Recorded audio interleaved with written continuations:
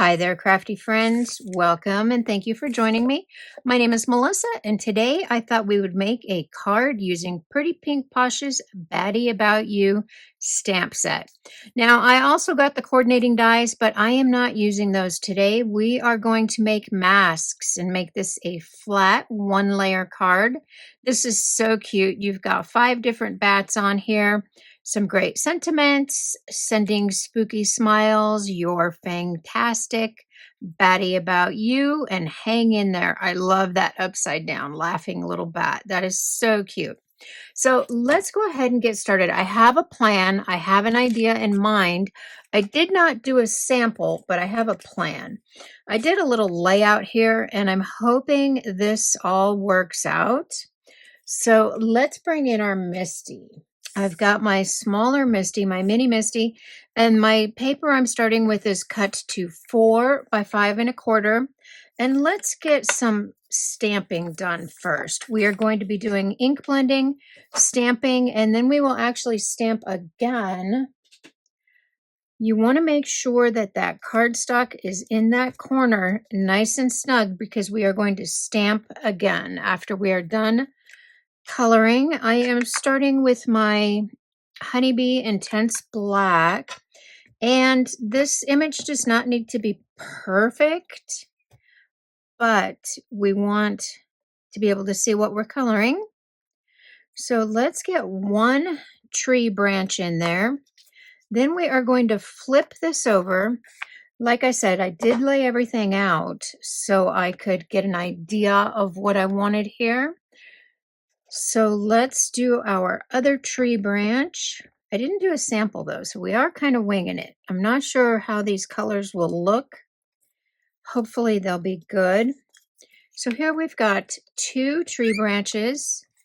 And then I am going to bring in my other little Misti, my mini Misti.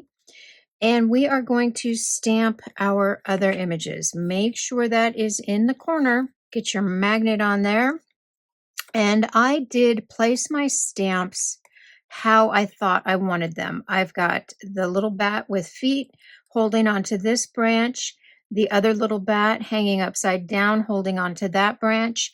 We've got our moon and all our other bats placed in there. And I think it's going to work out pretty good. So let's get this inked up. I did ink those stamps up a second time. It is really overcast here today. You may hear the rain in a little bit. We are supposed to get a thunderstorm, which would be nice. All right, so we've got our image all done. Now we need to do some masking. I did cut all my masks already in anticipation of what we were going to do.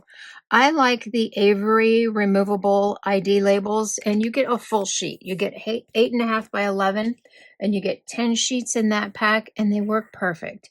And then I don't have to feel guilty about throwing them away.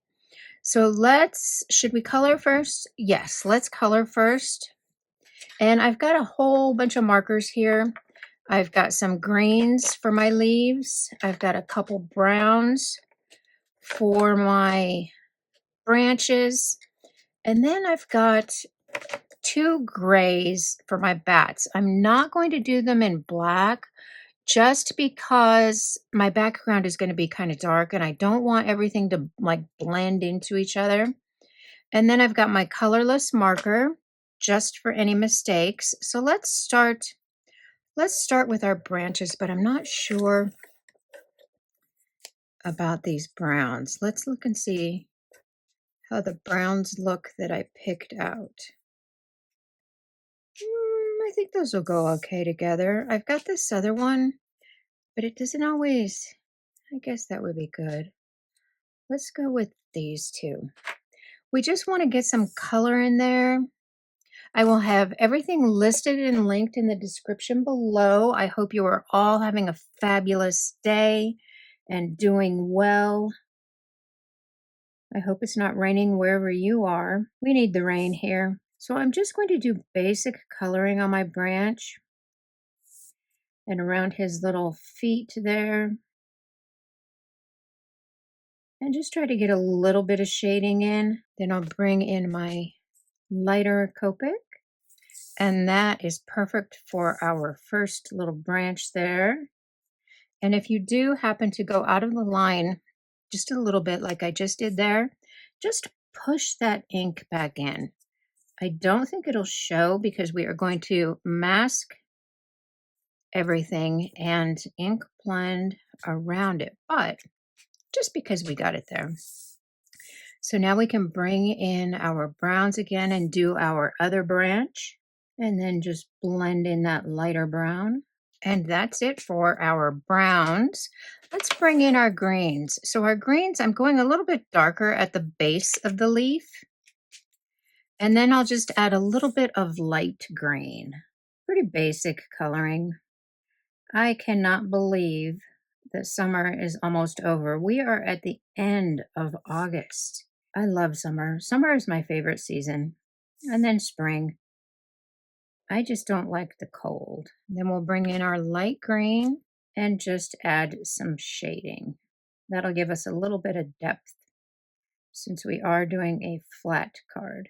So now I'll do my other little leaves up here. And now we can do our bats. This is very easy coloring, small little images, and they really don't take very long at all. I am going to use C5 and C7. Let's do this little hanging bat first. I'm going to start with him, and I am going to color in this little area all C7. That's the top of his wing. And then we'll start here at his ears. I don't know about bat anatomy. I think those are going to be called his ears. And we'll just put a little bit of that C7 at the top of his head. Then come in with C5 and just blend it down. Be sure not to color his little fangs in. We want those to stay white. Perfect. Then we've got some shading in there. Now we're going to come back in with our C7. Let me look at him, and we're just going to do the top part. Get a little bit of color in there. And then blend in. And sometimes you have to go over it a couple times just to get that alcohol to move that ink around. Now we can do the other side. And then I think I'll make this little part of his body, the light gray. Also, the bottom part of his body. And then I will come in with the darker gray for his little feet. And that's our first bat done. Let's go ahead. Let's see. Let's do this one up on top. So I'm going to do the same thing with that top portion of his wing. I'm going to make that the darker color. And then we can blend this dark ink down. Then we'll do his wing here. And I decided to go with the gray for the bats because I knew if I did black, we wouldn't be able to see the image. We would blend right over the line of that bat. So we're doing gray. Let's do this one now. Same thing. I think that's pretty good. We only have 2 bats left. Let's do this one on the tree. And then for his feet, we can bring in the dark gray. And then we have 1 bat left. And I am just going to do him the same as I've done the others. And our bats are done. Those are so cute. But can you see where it's really hard to see the line because if that gray is dark, and if we had used black, we just wouldn't have seen it at all. It would have just totally washed out the whole image. So I did stamp all my images on that masking paper, and now we need to mask everything. And I want my moon, let me trim that a little more. I want my moon to remain white. So I am just going to cover it up, and then I will mask everything else. So we've got everything all masked off. And I have to say, I was really worried about my little tree masks just because there is the tiniest little line between the leaf and the branch. And I wasn't sure how they were going to stay. So we'll find out. And I did mask my little bats first because I want their little feet to be on the tree. I don't want their little feet to show up behind the tree. I think that all looks good. So now we are ready to start ink blending. So I have 4 different colors here. I recently used these colors on a nighttime card and they worked out really well. I've got Summer Shower, Slumber, Storm, and Opulence. And we are going to start with Summer Shower. And I'm using my big brush because I don't want to go too heavy. And I want my moon, because we're leaving our moon white, I want this to appear like the moon is really glowing. And I don't want to do my night sky too terribly dark either, because I want to be able to see those bats. So now let's bring in some Slumber. And we'll just go around that first color, our Summer Shower. And I'm just tapping off a little bit so I don't get a blob of ink on there where I don't want it. And these brushes are fantastic for light ink blending like this. So now let's bring in Storm, and that is our darker blue. And we'll just go around. I want it dark, but I'm afraid to go too dark. Like I said, I didn't do a sample. I just did a stamped version to see if everything was placed nicely. I think that's going to be good. I don't want to go too dark. I want to be able to see those bats, and I'm thinking we may have to emboss them. All right, I think that's good. Let's add a few clouds. I've got my cloudy stencil from Waffle Flower here, and this also has some that you can punch out. I love that. But we are just going to use the edge. And for this, let's use a little bit of Opulence. That might be kind of dark. I'm not sure. And we'll just add a little bit of cloud detail in there. Oh, that kind of looks neat. And then we can move it, add a little bit more detail in there. And we can always rotate that stencil so you get a different pattern. All right, there we go. We've got some cloud detail in there. Let's move that to the side. I think it's time to take off those masks and see what we've got. Let's take off our trees first. So now that we've got those tree masks off, I don't know if I want to just stamp over it or if I want to heat emboss. You know what? I really think I want to heat emboss. So what I'm going to do is I'm going to bring this in and dry some of that ink just a little bit. Let's add this into our Misti, get that nice and pushed down in that corner, and we can re-stamp our trees. And for this, I am going to use VersaFine and clear embossing powder. Let's do one at a time right over that tree branch. And that looks pretty darn good. Let's get that powdered up.